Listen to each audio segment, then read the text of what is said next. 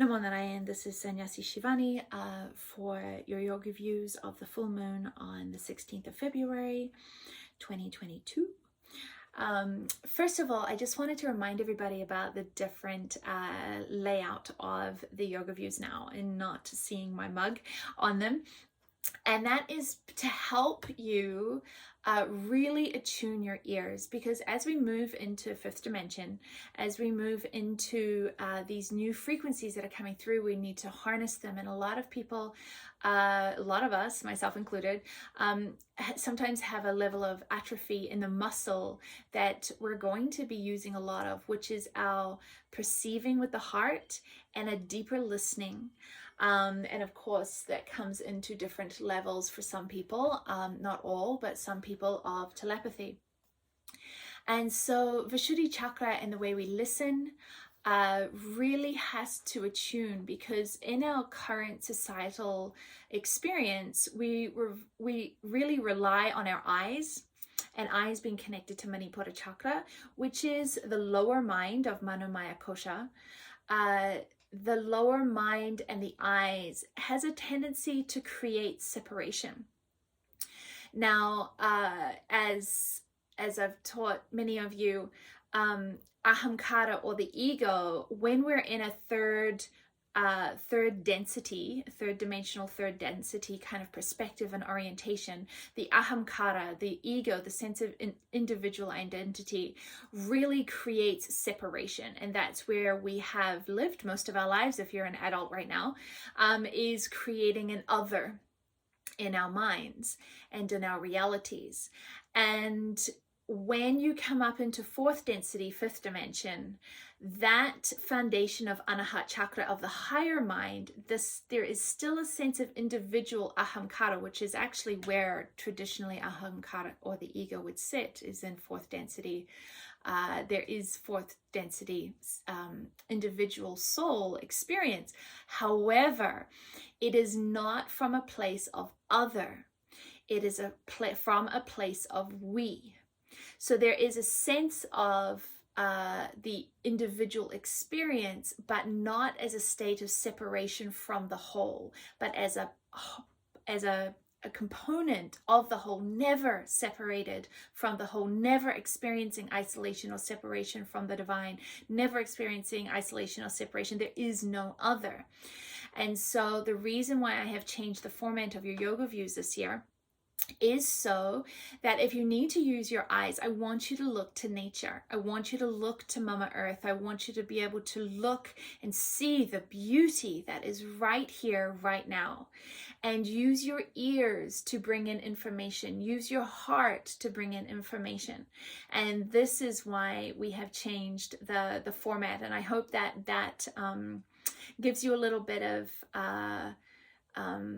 inspiration to use these yoga views as a tool to work that muscle. I noticed our numbers of viewership has gone down on the yoga views since we've changed it, and I get it. I understand why for a lot of people to see me is a muscle that is well used, but I am not the important thing here.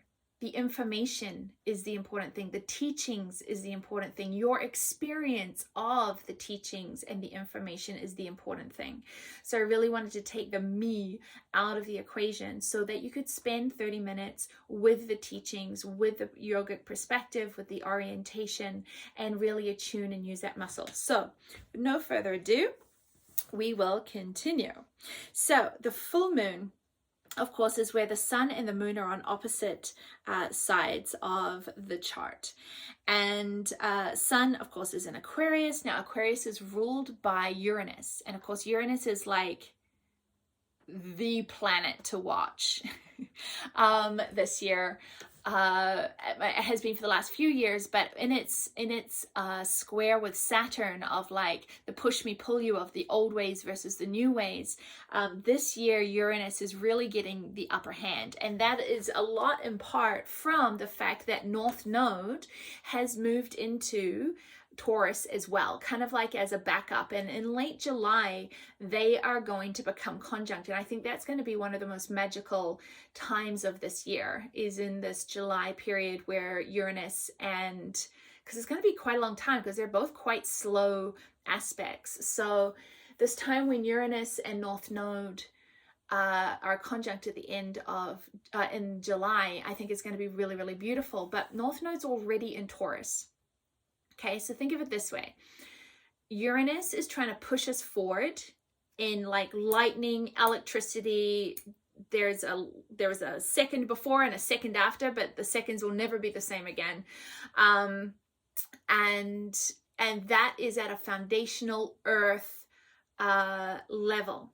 Now, Taurus is ruled by Venus, which is love, which is what we value. And of course, right now she's over in Capricorn, shining a light of love onto the top-down governmental power over constructs that we have created a reality in for, you know, how many hundreds of years. So there's like really, really big, beautiful foundational changes that are available to experience, because it's all vibration. It's just all frequency. And now with North Node, which is in a collective sense where we want to go, the North Node is where we want to step into. Being in Taurus as well as Uranus, this is grasshopper medicine, right? Grasshopper medicine just leaps forward. Now, it may look a little slow moving on the third dimension because the third dimension is so dense and sluggish and tamasic for a lot, so inertia. But we as humans, as spirits having a human experience, are not limited by the third dimensional density, the third density in our perspective. In fact, as many of you listening to this, you're probably already a tremendous dose of your frequency, of your aura is in the fourth dimension, the fourth density. Okay, there's a difference between fourth dimension and fourth density. I'm not going to get into that today. However, what I mean by fourth density is that there is the foundation of the heart. But in order to do that, we as a collective, we, not a me, but we as a collective need to come into a foundation of love over a foundation of money. Because money is just paper. It's what a bunch of people have told us it is. It's not actually value. Okay, what is valued is time. What is valued is moments. What has value is connection. And this is anahat thinking, that the community is truly where the foundation is. The foundation does not have to be in fear and in money, which is Muladhara chakra. Okay, so on this full moon with the sun in Aquarius, now Aquarius is ruled by Uranus, which is in Taurus, okay? And Aquarius is very much about the collective. So there's a huge collective shift. And so where there is bright light, there is dark shadow. And as you can see from the new moon moving through into the full moon, there is definite pockets of unrest. And that is necessary for that reality. But if you are not in that reality, you don't need to be in that reality to be part of the positive change. You do not need to, I mean, you can go and protest. I'm not saying you can't go protest, but I'm saying you don't need to. It's not the only way. When you have different densities and different dimensions morphing and evolving at the same time, you are able to inject frequency and love and light into a reality without having to go in with that third dimensional construct of anger and injustice and blah, blah, blah, blah, blah. That is going to be part of it. That is going to be the part of the breakdown. But as important as the breakdown is the dream too. And that, if you're listening to this, I believe is a huge part of where I am hoping to put my energy, it's where I'm focusing my energy, is as things naturally break down, what is going to be there in its place? What do we want to be there in this place? And this is very Aquarian kind of energy. Moon, of course, is going to be in Leo. Now, this is 5 out of 7 of the full moons at 27 degrees. Okay, remember we were going to have 7 full moons at 27 degrees, and 27 to a 7 is a 9. Okay, which is a completion. So we're in this cycle of completion right now. This is the 5th. So we're looking at freedom. We're looking at freedom, which of course is the frequency of Uranus, which is why Uranus is such a huge part of this full moon. Okay, so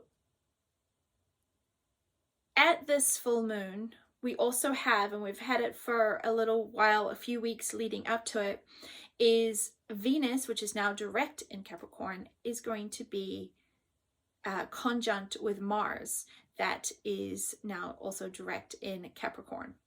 So Venus and Mars to act on love. Okay, and this is like super powerful. It's going to be like that for about 2 months, which is a long time. That's a long time of really, really, really positive frequency.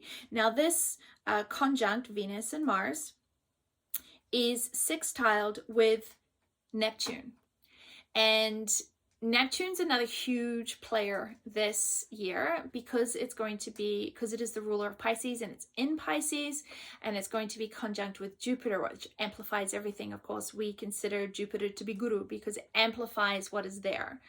And that's going to be conjunct, I believe it's on the 12th of April. So from now to the 12th of April, we're really, really building up into this huge, boundless water, huge breaking of boundaries, like boundless dreaming. Okay, but it can also be boundless delusion. So, you know, make sure you touchstone into reality, into the teachings, into the teachers, and don't just, you know, run off on a tangent on your own, because it's a we, not a me.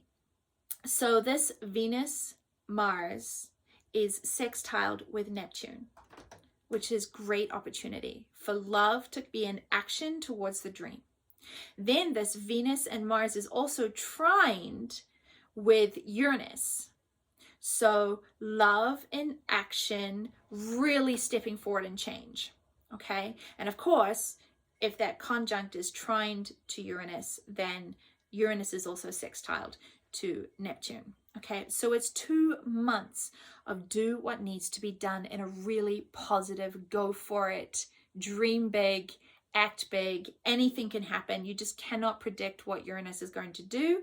So just dream big, go for it, stay in the light, touchstone reality, and keep going. On this full moon, also, as I've just mentioned, we've got this Jupiter, and Jupiter is now in Pisces, and Neptune is also in Pisces. And Jupiter is the old ruler of Pisces, and Neptune is the current ruler of Pisces. Don't ask me why. I don't know. But that is the teaching. And so with these two huge water energies coming together on the 12th of April, this full moon is really it's giving us glimpses. It's giving us glimpses of what bigger water is going to look like. Something else I want to point out to you is this with the moon in Leo at 27 degrees. This is opposite, as we know, 27 degrees of Aquarius. And it's 27 degrees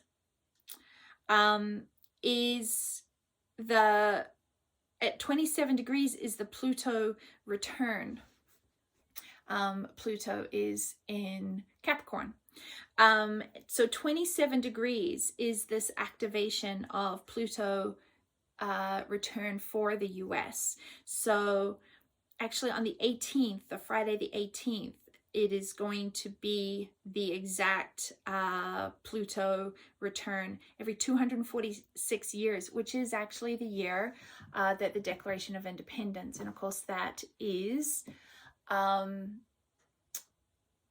you know, the Declaration of Independence was the states moving away from the rule of the crown in England and stepping forward into a new way of doing things, away from the old ways, making new rules, getting its own foundation, blah blah blah blah blah. And this Pluto return has the flavor, the aroma, the whole soup of that potentially happening again. So it could be a very challenging third dimensionally for the next little while, especially if your life revolves around the third dimensional constructs. But if your life does not revolve around the third dimensional constructs, I'm not saying you don't interact with them, I'm just saying it doesn't revolve around it, then you know, it doesn't have to be doom and gloom, it doesn't have to be traumatic,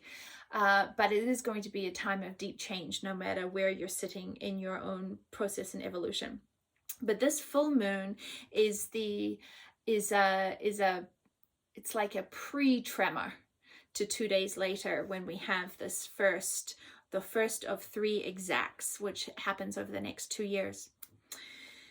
So overall, this full moon is incredibly positive. All the markers are there for huge step forwards, but as you step forward, things are being left behind. And so really it's, what are you holding on to? And what do you need to step towards? You can't keep holding on to the old and grab hold of the new. You've got to come into that state of trust. And then you've got to come into a state of surrender, because it is the bridge of surrender that moves from Manipura to Anahat Chakra. It is the bridge of surrender in service to the whole that is the pathway, you know. And a lot of people still have a lot of fear in their systems and in their nervous systems, and it's natural human experience. I get it, believe me. My name is Shivani, which means fearless, which means I've had a lot of anxiety and a lot of fear to work through in my nervous system. Still do some days, not past it, just evolving. And we need to be able to really really self-examine what is to surrender. What is the individual? What is, because in our Western society, we have been conditioned, many of us, to believe that surrender is to become disempowered. And I can honestly tell you from my own experience, as much as I believed that for many years and created a reality based on that quote unquote fact,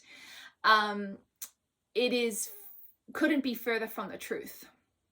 That surrender to the divine, to surrender to thy will, actually brings such a state, in my experience, brings such a state of deep trust, of deep faith, of tremendous magic, of tremendous blessings, of tremendous connection, of fulfillment, of purpose.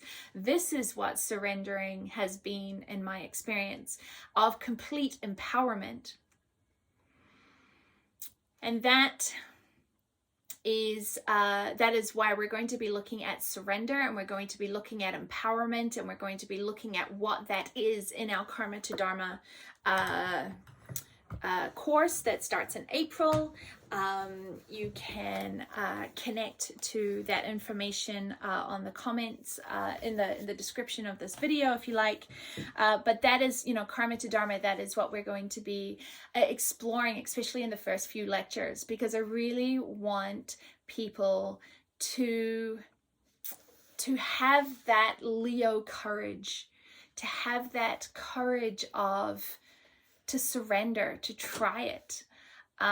Because you cannot intellectually surrender. You cannot surrender from the place of the lower mind. You have to surrender from a place of love. And this is not something we're taught, unfortunately, in the West. I'm hoping that that will change. Okay. If you've got your pens ready, on the Thursday, the 17th of February, Moon is going to be opposite Jupiter. Okay, so imagine that all of the beautiful detail-orientated Moon in Virgo is going to be complete with the dreamy, watery, boundless opportunities of Guru and Jupiter in Pisces. And so when we combine those two energies, which Jupiter is exact sextile Uranus that day as well, what we want to change, let thy will be done. And this is where the surrender comes in. Choose action from that place. It's going to be a huge action, positive, beautiful day on the 17th. 18th, we've got the moon is going to be opposite Neptune, which of course is still in Pisces. And that's going to be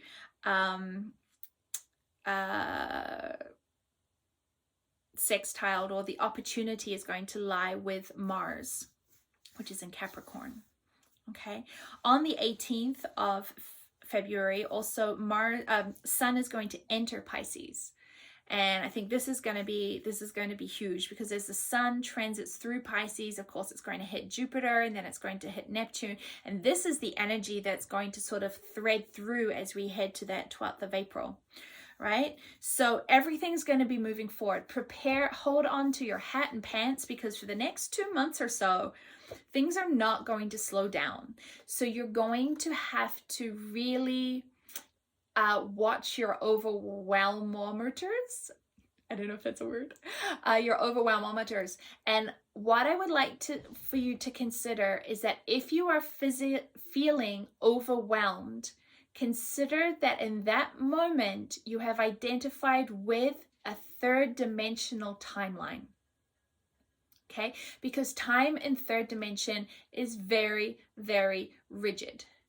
Okay, and goes quite slowly. So when you feel like you've got so much to do in a very rigid amount of time, you can get overwhelmed really, really fast. When you are able to reorientate into fourth density, fifth dimension, your capacity of what needs to be done in a sattvic manner, in a peaceful manner, in an effortless manner, increases exponentially.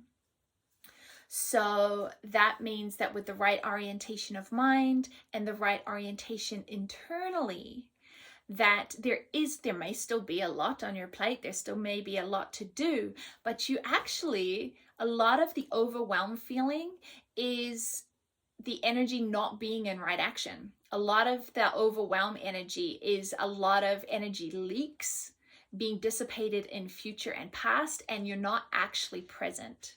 So when you're present, then you can actually achieve a lot in a very short amount of time. So this full moon, 2 weeks, actually 2 months, I want you to consider feelings of overwhelm means I have anchored my orientation into the old.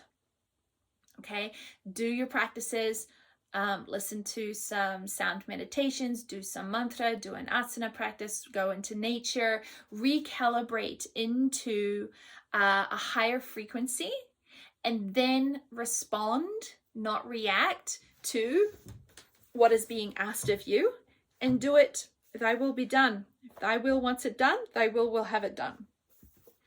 Okay, so this is on the 18th of February. Huge, huge, huge day.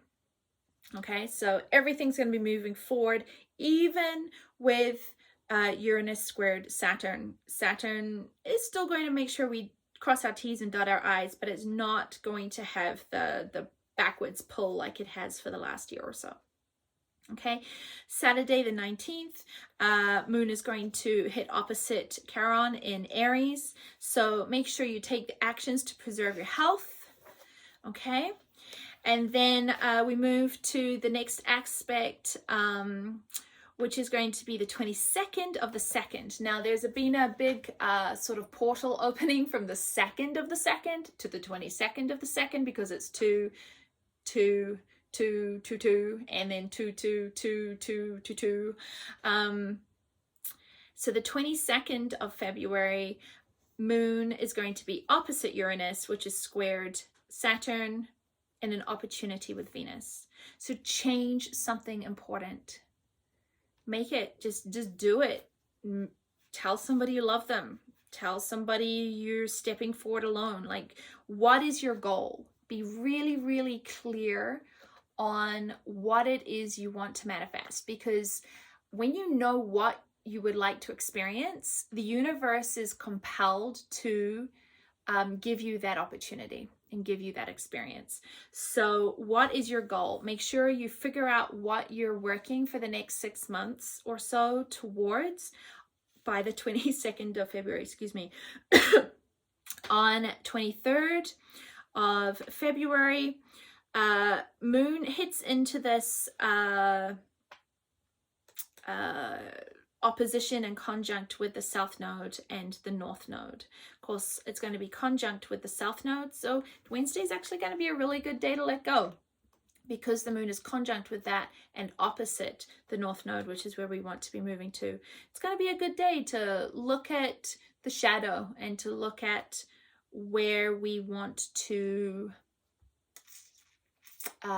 what pieces of us are we using our energy to hold ourselves back out of fear of what happens if we're seen, and to bring those pieces with love and with compassion to the light, so that we're not using our life force energy trying to hide them, but we're able to integrate that shadow into our totality, into our fullness.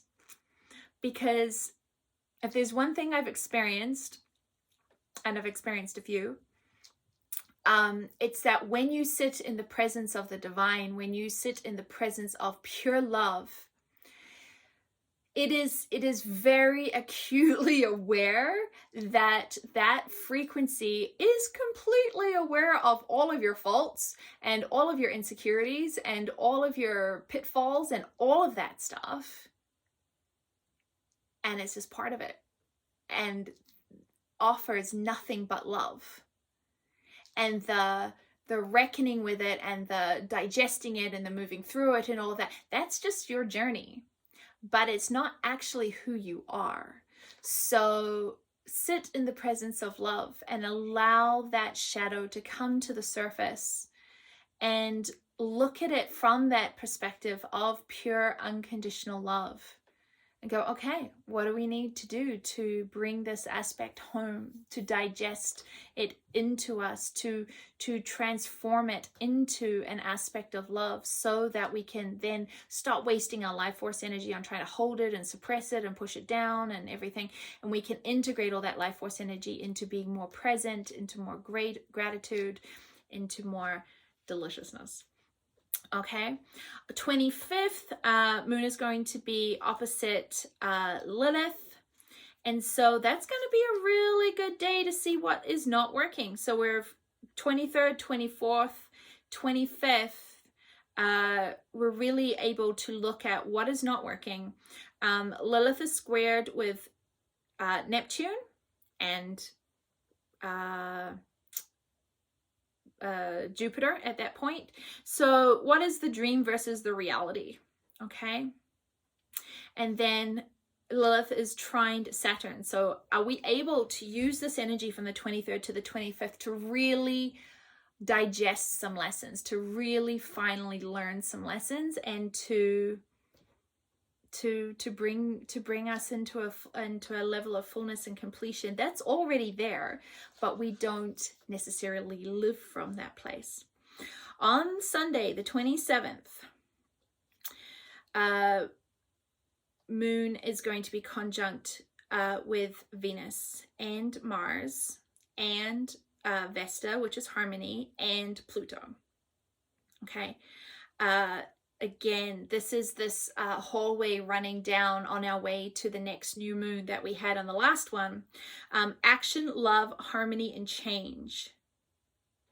Right? Where there is a will, there is a way. So you've come into your dream, your goal by the 22nd. Then you've looked at your shadow. You digested that from the 23rd to the 25th. Then by the 27th, it's like, right, now use that energy that you've just liberated from the shadow and do it. actually step forward, actually fly. And that's, hello, amazing. 28th of February, Moon is going to be conjunct with Pluto. And then on the 1st of March, Moon is going to be conjunct with Saturn. So what happened on the 1st of February, the last time Moon was conjunct with Saturn, that is going to be an echo on the 1st of March. And of course, then on the 2nd of March, we have the new Moon. So I want to hear from you on the comments of this video.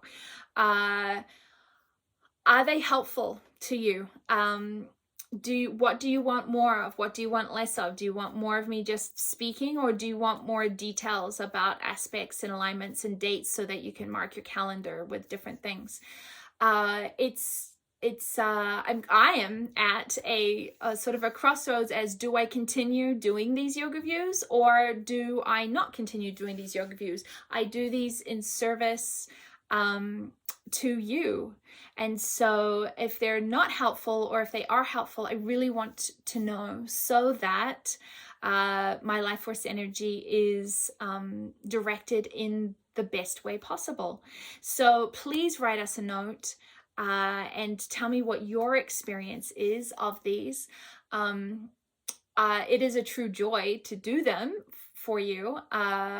I do all of the research and all of the background anyway, because that's just part of my work and my process of understanding where we are in this moment, so that I can do all of my other teaching in the best way possible. But let us know. Let us know if they're helpful. Let us know if you look out for them. And please share. Please share them. And write a comment, like, subscribe, all of that crazy stuff. And remember, we love you very much. Namo Narayan.